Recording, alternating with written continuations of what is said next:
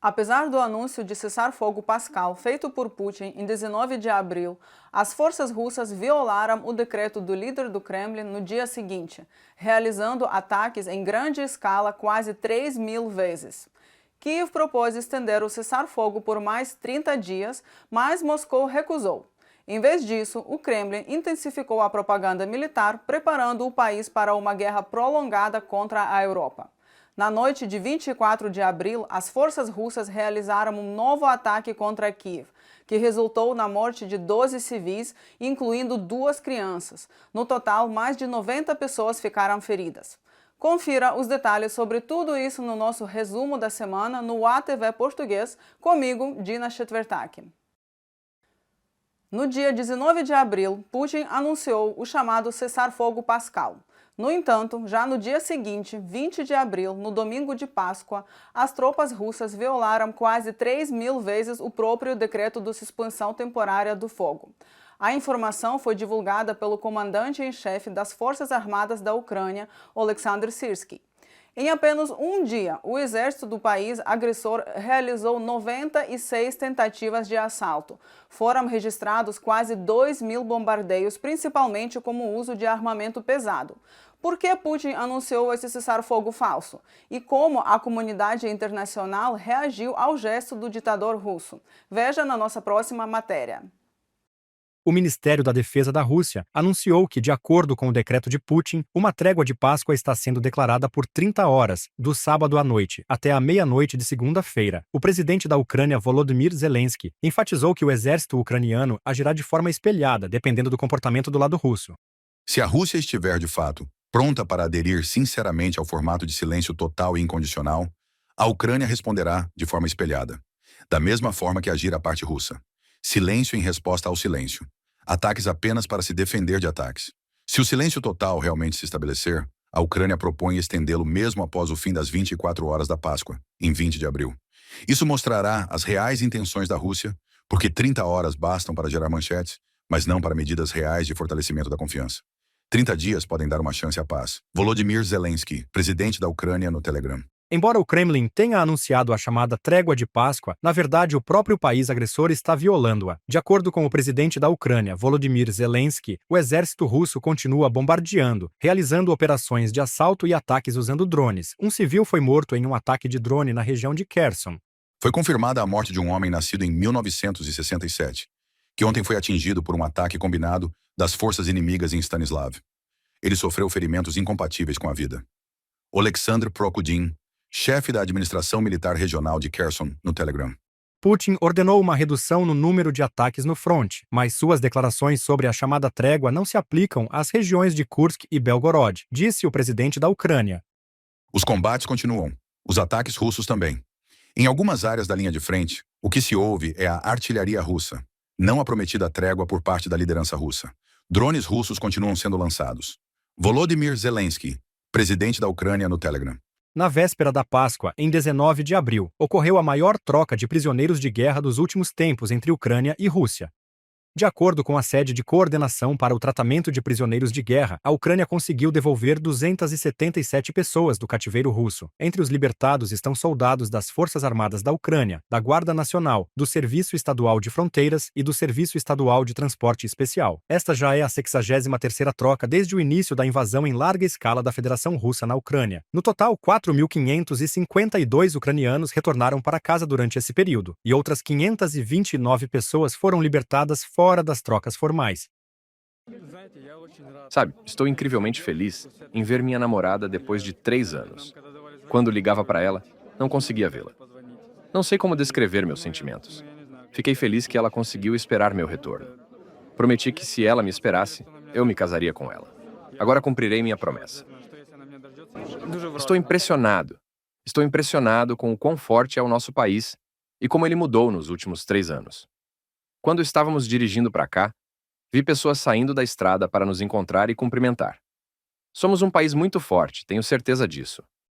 Em 11 de março, na Arábia Saudita, Ucrânia e Estados Unidos concordaram com uma proposta de trégua de 30 dias. No entanto, de acordo com o chefe do Ministério das Relações Exteriores da Ucrânia, Andriy Sybiha, em vez de medidas concretas, Moscou apresentou apenas demandas adicionais e aumentou os ataques à Ucrânia, inclusive contra a população e infraestrutura civil. Putin agora fez declarações sobre sua suposta prontidão para um cessar-fogo. 30 horas em vez de 30 dias. Infelizmente, temos um longo histórico de declarações dele que não condizem com suas ações. Sabemos que suas palavras não são confiáveis e vamos olhar para ações, não para palavras. A Rússia pode concordar a qualquer momento com a proposta de cessar-fogo completo e incondicional de 30 dias, que está em discussão desde março. Andriy Sybiha, ministro das Relações Exteriores da Ucrânia, na rede social X. A comunidade internacional também não confia nas declarações do ditador russo. O Ministério das Relações Exteriores da Itália observou que qualquer sinal de paz é importante. No entanto, ainda não está claro como exatamente a Rússia pretende observar o regime de cessar-fogo. O Ministério das Relações Exteriores do Reino Unido pediu a Moscou não uma pausa de curto prazo, mas uma cessação completa das hostilidades. E a Comissão Europeia lembrou: há mais de um mês, a Ucrânia concordou com uma trégua incondicional, e se a liderança russa realmente quisesse a paz, poderia parar a guerra a qualquer momento. A Rússia tem um histórico de agressão. Então, primeiro precisamos ver um fim de fato à agressão e uma ação clara para alcançar o cessar-fogo duradouro. A Rússia pode parar esta guerra a qualquer momento se realmente quiser. Continuamos a apoiar a Ucrânia em sua busca por uma paz duradoura, justa e abrangente. Anita Ripper, representante da Comissão Europeia para os Negócios Estrangeiros e a Política de Segurança de uma publicação da Reuters. O gesto do Kremlin também gerou ceticismo nos Estados Unidos. Joe Wilson, membro da Câmara dos Representantes do Partido Republicano, chamou a iniciativa de Putin de falsa e de mentiroso cínico. O criminoso de guerra Putin nos lembra de sua completa e absoluta depravação e desprezo pela vida humana ao bombardear parques infantis, padarias cristãs e declarar um falso cessar-fogo na Páscoa, continuando a invasão que ele começou e pode terminar hoje. A história se lembrará dele como um homem fraco e patético. Grato pelo apoio da Ucrânia. Joey Wilson, membro da Câmara dos Representantes dos Estados Unidos na rede social X. Ao mesmo tempo, nos próximos dias, a delegação americana planeja visitar Londres para negociar um cessar-fogo na Ucrânia. Isso foi relatado em um comentário à Fox News pelo representante especial do presidente dos Estados Unidos para a de Ucrânia e a Rússia, Keith Kellogg. Ele lembrou que em 17 de março, em Paris, as delegações ucraniana e americana já haviam discutido novas medidas para o cessar-fogo, e esse diálogo continuaria. Acho que temos desenvolvimentos muito bons. O acordo de minerais é um deles. Também se fala em um cessar-fogo abrangente. Quando digo abrangente, quero dizer mar, ar, terra e indústria, por pelo menos 30 dias, com uma transição gradual para uma paz duradoura, para um acordo permanente. E, na minha opinião, estamos no caminho certo. Paralelamente às negociações em Londres, o governo Donald Trump, segundo a CNN, prepara outra iniciativa diplomática. O enviado especial Steve Witkoff planeja se reunir com autoridades russas. O objetivo é convencer Moscou a apoiar um acordo quadro de cessar-fogo no fronte. Segundo a CNN, essa proposta já foi discutida por telefone entre o secretário de Estado dos Estados Unidos, Marco Rubio, e o ministro das Relações Exteriores da Rússia, Lavrov, Nikita Skoblikov, para o canal Freedom. Lembrem-se de se inscrever no nosso canal UATV Português, ativar o sininho e deixar o like. Não deixem de compartilhar com seus amigos, assim vocês não perdem os novos episódios e acompanham as verdadeiras notícias sobre o que acontece aqui na Ucrânia e no mundo. No próximo episódio, veja a continuação do assunto sobre o cessar-fogo e descubra como a Rússia ignorou a proposta de Kiev de estender a trégua pascal por mais 30 dias.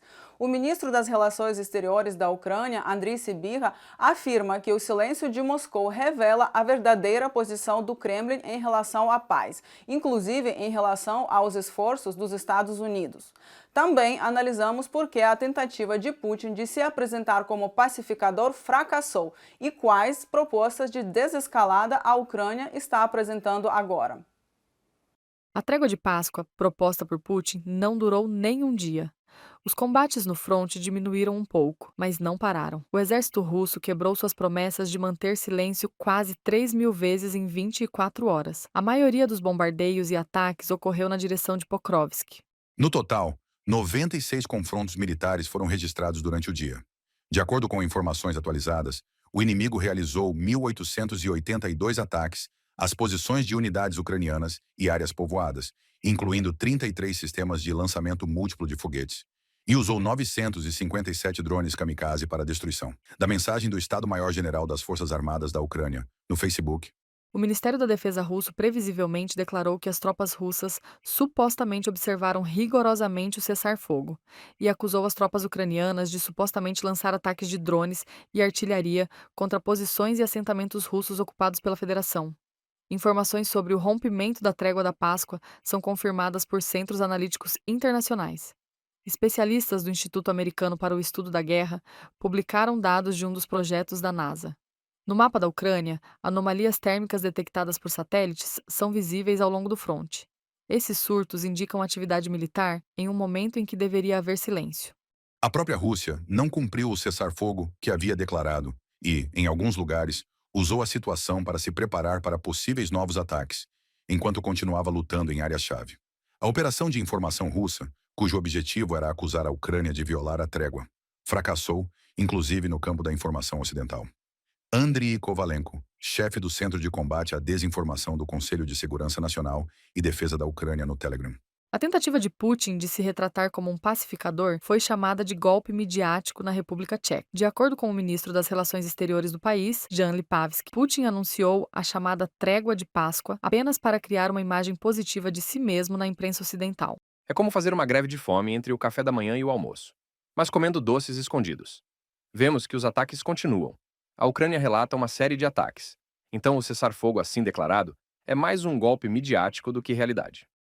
A União Europeia também reagiu com ceticismo ao cessar-fogo de um dia proposto pelo Kremlin. A porta-voz de Relações Exteriores da Comissão Europeia, Anita Gipper, disse que a Ucrânia, diferentemente da Rússia, concordou com cessar-fogo incondicional e completo há mais de um mês. A Rússia tem reputação de agressora, então primeiro precisamos ver um fim real à agressão e ações claras para um cessar-fogo duradouro. A Rússia pode parar esta guerra a qualquer momento se realmente o quiser. Anita Gipper, representante da Comissão Europeia para os Negócios Estrangeiros e a Política de Segurança, relata a Reuters. A única coisa que distinguia o domingo de Páscoa dos outros dias era a ausência de sirenes de ataque aéreo. É verdade que o exército russo atingiu um edifício residencial alto na vila de Kovcharovka, na região de Kharkiv. No entanto, não havia mais os ataques noturnos massivos de drones kamikazes e lançamentos de mísseis de longo alcance, aos quais os ucranianos estavam acostumados. Levando isso em conta, o presidente ucraniano, Volodymyr Zelensky, propôs continuar o cessar-fogo parcial no ar. Este é o formato de silêncio que foi alcançado e é mais fácil de prolongar. A Ucrânia propõe abster-se de quaisquer ataques com drones e mísseis de longo alcance contra infraestrutura civil por um período de pelo menos 30 dias, com possibilidade de extensão. Se a Rússia não concordar com tal medida, será uma prova de que ela quer continuar fazendo apenas o que destrói vidas e continua a guerra. Volodymyr Zelensky, presidente da Ucrânia no Telegram. Não houve resposta direta do Kremlin. Além disso, por volta das 3h30 da manhã de 21 de abril, uma sirene de ataque aéreo soou em muitas regiões da Ucrânia. Explosões ocorreram em Odessa e Cherkasy. Na região de Kherson, militares russos feriram um homem e mataram uma idosa usando um drone. Valéria Nekipelova para o canal Freedom. Putin está se preparando para uma guerra prolongada contra a Europa. Na Rússia, a propaganda de militarização foi intensificada, de acordo com um relatório do Instituto para o Estudo da Guerra. Em uma entrevista recente à mídia estatal, o ministro das Relações Exteriores da Rússia, Sergei Lavrov, acusou a União Europeia de supostamente incitar a ideologia neonazista na Europa e afirmou que a Rússia não permitirá isso. Analistas observam que tais declarações fazem parte da campanha de desinformação do Kremlin, cujo objetivo é convencer os cidadãos russos da necessidade de continuar a guerra.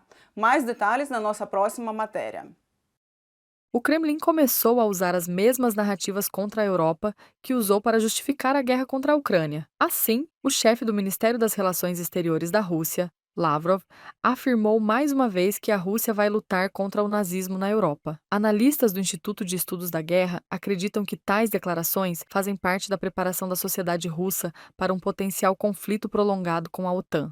Putin e outros altos funcionários do Kremlin invocam regularmente o termo vago desnazificação ao pedirem uma mudança de regime na Ucrânia e o estabelecimento de um governo fantoche pró-Rússia. O Kremlin está cada vez mais usando o mesmo manual que usou contra a Ucrânia, contra a Finlândia e os antigos estados soviéticos, incluindo a Estônia e a Moldova, para justificar suas tentativas de controlar países independentes e criar condições de informação para uma possível futura agressão russa. Do relatório do ISW, Enquanto isso, fábricas de roupas russas estão sendo readaptadas para produzir uniformes militares. Assim, na região de Ivanovo, uma das empresas mais populares da Rússia, para uma produção de produtos de perfumaria e cosméticos, e desde 2013 também para uma costura de roupas, passou a ser controlada pela estrutura Voentorg. O Kremlin não se esquece de fazer lavagem cerebral ativa nos jovens. A inteligência britânica relata que o sistema educacional russo está se tornando cada vez mais ideológico. o Estado russo provavelmente está tentando usar o sistema educacional para criar uma sociedade mais militarizada e nacionalista. O objetivo disso é quase certamente promover maior apoio à guerra ilegal da Rússia contra a Ucrânia e aumentar o número de jovens dispostos a se juntar a um exército que está sofrendo perdas significativas. Esses esforços também visam incutir entre os jovens russos a negação dos fundamentos legítimos e internacionalmente reconhecidos para a soberania e o Estado da Ucrânia. Escreve a publicação Verdade Europeia citando analistas. No final de março, a inteligência alemã também informou que Putin estava se preparando para uma guerra em larga escala com a OTAN. O relatório da agência observa que o ditador do Kremlin percebe as relações com o Ocidente como um conflito sistêmico e, portanto, está preparado para usar a força para atingir seus objetivos. Assim, no início de abril, durante uma reunião do Conselho do Atlântico Norte, a nível de ministros das Relações Exteriores em Bruxelas, o secretário-geral da OTAN, Mark Rutte, declarou que a Rússia continuará a representar uma ameaça aos países da aliança por muitos anos, mesmo após a conclusão de um acordo de paz com a Ucrânia. O foco para 2030 é como defender o território da OTAN dos russos, nossa ameaça de longo prazo, que permanecerá mesmo depois, espero, de um acordo ser alcançado sobre a Ucrânia. A ameaça russa existirá por muitos anos. Você pode presumir que, como eu disse, seria necessário gastar significativamente, mais do que 3% do PIB, para atingir essas metas, para fechar as lacunas, para garantir que possamos garantir segurança para nós mesmos nesta parte da Europa. A União Europeia está confiante de que a Rússia é uma ameaça militar direta a todos os Estados-membros. Portanto, a União Europeia pretende fortalecer sua segurança, tanto no nível nacional dos Estados-membros quanto dentro da OTAN. Para que os países tenham capacidades defensivas, eles precisam investir dinheiro e ter indústria para poder produzir tudo isso. E estamos, claro, falando sobre o fato de que esses planos precisam ser implementados aproximadamente por volta de 2030, porque os serviços de inteligência estão dizendo abertamente, tanto os serviços de inteligência alemães quanto dinamarqueses, Putin pode estar pronto para testar, digamos, como o artigo 5 da OTAN funciona. Ou seja, ele vê essa oportunidade, porque a economia russa foi colocada em pé de guerra e está se movendo a toda velocidade. Em meio à ameaça de guerra com a Rússia, a Lituânia, como parte de um programa de larga escala da União Europeia para modernizar a infraestrutura de dupla utilização, assumiu a criação de uma segunda rota de transporte para a transferência de armas da Polônia. O objetivo é fortalecer a segurança do corredor Suwałki, uma das áreas mais vulneráveis no flanco leste do bloco. Projetos semelhantes estão sendo implementados na Bélgica, Espanha e Eslováquia.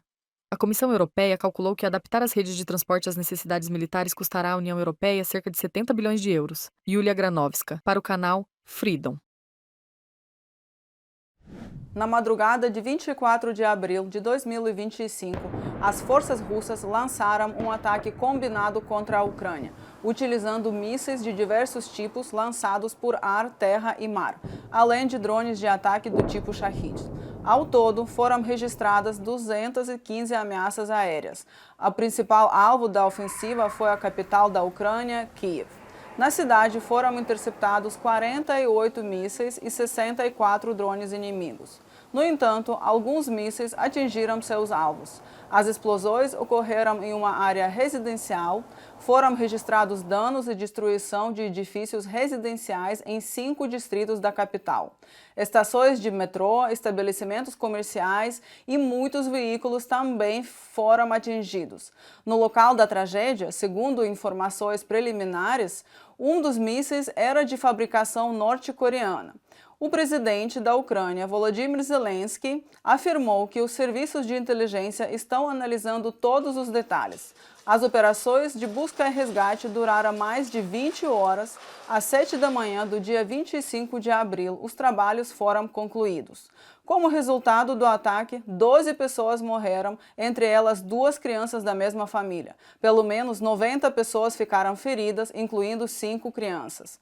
Sexta-feira, 25 de abril, foi declarada dia de luto em Kiev, em memória das vítimas do ataque massivo russo à capital, informou o prefeito Vitaly Klitschko.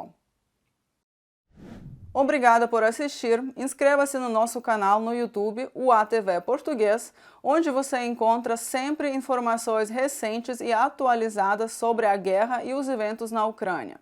Até logo. Glória à Ucrânia, glória aos heróis.